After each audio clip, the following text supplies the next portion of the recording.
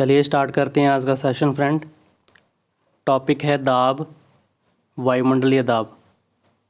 इससे संबंधित जो भी आपके आरबीएससी बुक से रिलेटेड क्वेश्चन हैं, आपके रीट एग्ज़ाम के लिए जो इम्पोर्टेंट है और जो संभावित है कि एग्ज़ाम में आ सकते हैं, वो क्वेश्चन इस वीडियो में हमने इंक्लूड किए हैं। देखिए फर्स्ट क्वेश्चन क्या है हमारे पास। किसी वस्तु पर लगाया गया दाब निर्भर करता है वस्तु पर आरोपित बल पर, संपर्क क्षेत्रफल पर, दोनों पर या इनमें से कोई नहीं। तो राइट ऑप्शन होगा इन दोनों पर ये क्या करता है, निर्भर करता है। क्योंकि हम जानते हैं कि दाब का जो सूत्र होता है वो क्या होता है, F/A होता है। यानी कि बल के तो होता है समानुपाती, दाब जो है बल के होता है समानुपाती, और क्षेत्रफल के क्या होता है, ये व्युत्क्रमानुपाती होता है। बल बढ़ेगा तो दाब भी बढ़ेगा, और क्षेत्रफल बढ़ेगा तो दाब बढ़ेगा। अगर क्षेत्रफल कम होगा तो दाब घटेगा। नेक्स्ट देखिए, दाब का मात्रक है। दाब का मात्रक newton into metre, newton into metre inverse, newton प्रति मीटर, और इनमें से कोई नहीं। तो ऑप्शन जो आपका सही होगा फ्रेंड्स वो होगा ये, ठीक है ना। सेकंड ऑप्शन जो है इसमें सही होगा। अगर थर्ड ऑप्शन तब सही हो जाता कि अगर यहाँ पे जो है स्क्वायर लगा होता ना, मीटर स्क्वायर होता। अकेला यहाँ पे मीटर लिखा है तो मीटर अकेला नहीं होता, क्योंकि क्षेत्रफल जो है उसमें क्या होता है, वर्ग मीटर की हम बात करते हैं। तो ऑप्शन जो है आपका वैसा सही होगा, ये दाब का क्या है, मात्रक है। निम्न में से असत्य कथन कौन सा है फ्रेंड, ठीक है। ऑप्शन देखिए, वायु प्रत्येक स्थान पर सभी दिशाओं में समान रूप से दाब डालती है, तो ये बिल्कुल सही कथन है।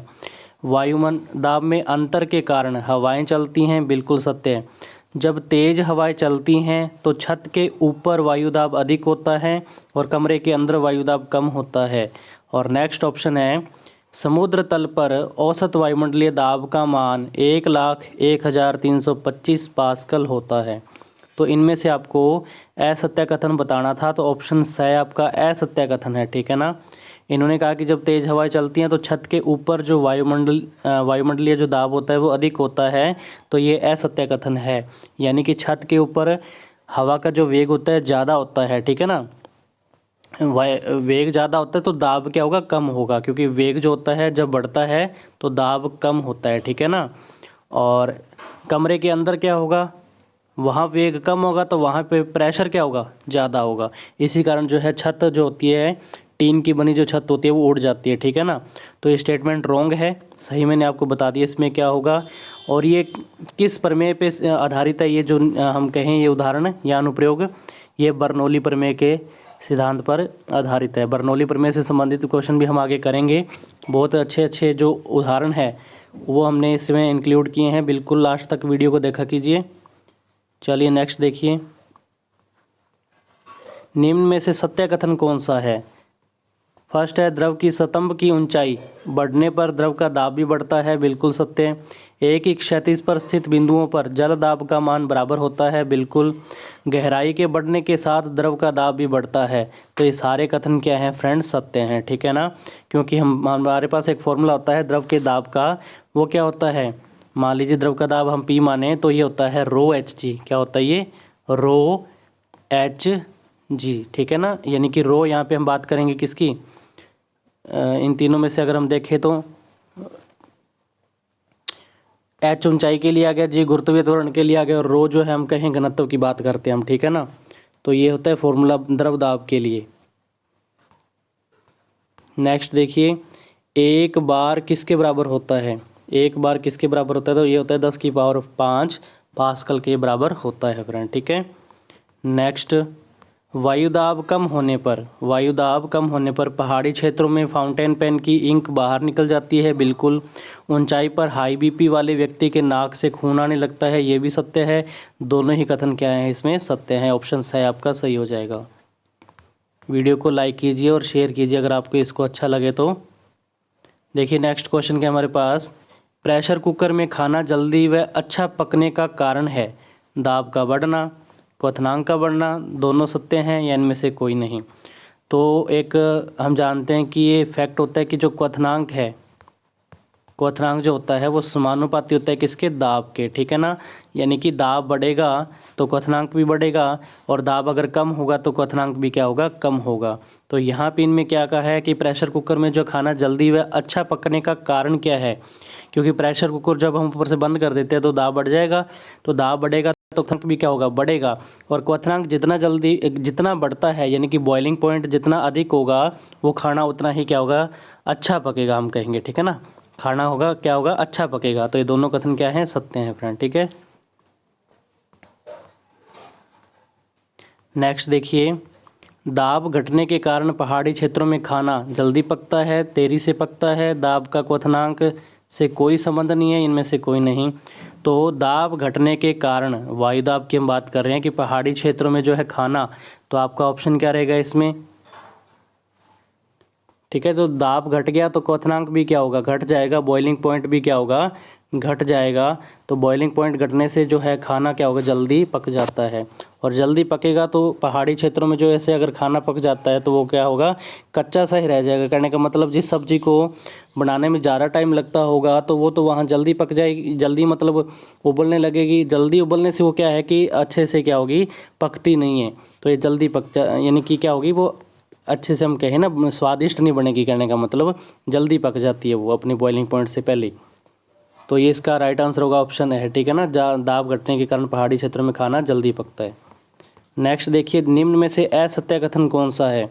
बैरोमीटर का पाठ्यांक अचानक गिरने पर आंधी तूफान का संकेत है, बिल्कुल। बैरोमीटर का पाठ्यांक धीरे धीरे नीचे गिरने पर बरसात का संकेत मिलता है, ये भी सही है। और बैरोमीटर का पाठ्यांक धीरे धीरे ऊपर चढ़े तो मौसम खराब का संकेत मिलता है, और उपयुक्त सभी कथन सत्य हैं। तो इसमें से आपको अपना आंसर देखना है। तो इसका जो आपका आंसर होगा कि इन्होंने असत्य कथन पूछा है, तो ऑप्शन सी आपका असत्य कथन है।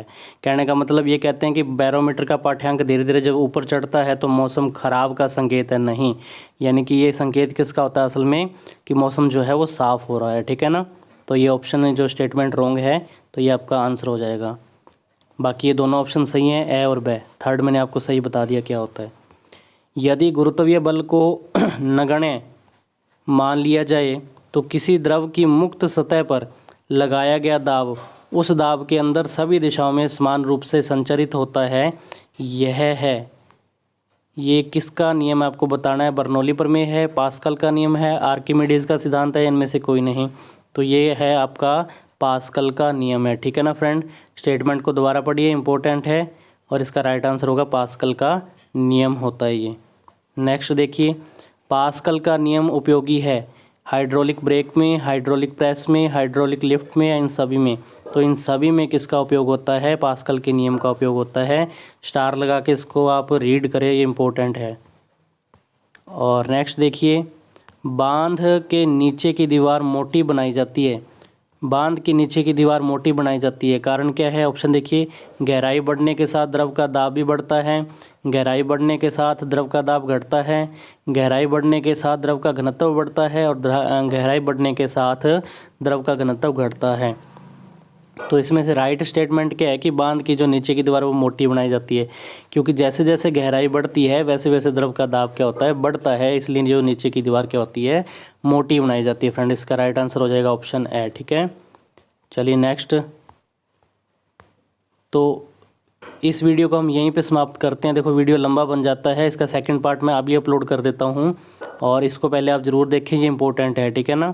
अभी हम बर्नौली प्रमेय से संबंधित प्रश्न करेंगे, इसके अंदर उनके जो अनुप्रयोग होते हैं उससे संबंधित प्रश्न है जो इम्पोर्टेंट है, हमेशा क्वेश्चन इनमें से पुट किया जाता है। और मिलते हैं नेक्स्ट वीडियो में, तब तक के लिए धन्यवाद। टेलीग्राम लिंक को ज्वाइन कर लें, मैंने पहले वाली वीडियो जो बायोलॉजी की कंप्लीट करवा दी हैं, केमिस्ट्री कंप्लीट करवा दी है, वहाँ मैंने टेलीग्राम लिंक दिया हुआ है, वहाँ से आप उसको ज्वाइन ज़रूर करें, क्योंकि वहाँ पे आपको वीडियो जो है डेली टाइम पर मिलती रहेगी, ठीक है। और कोई डाउट होता है तो कमेंट किया कीजिए, ताकि कन्फर्म हो सके कि कहाँ पे मिस्टेक हो रही है। चलिए, तब तक के लिए धन्यवाद।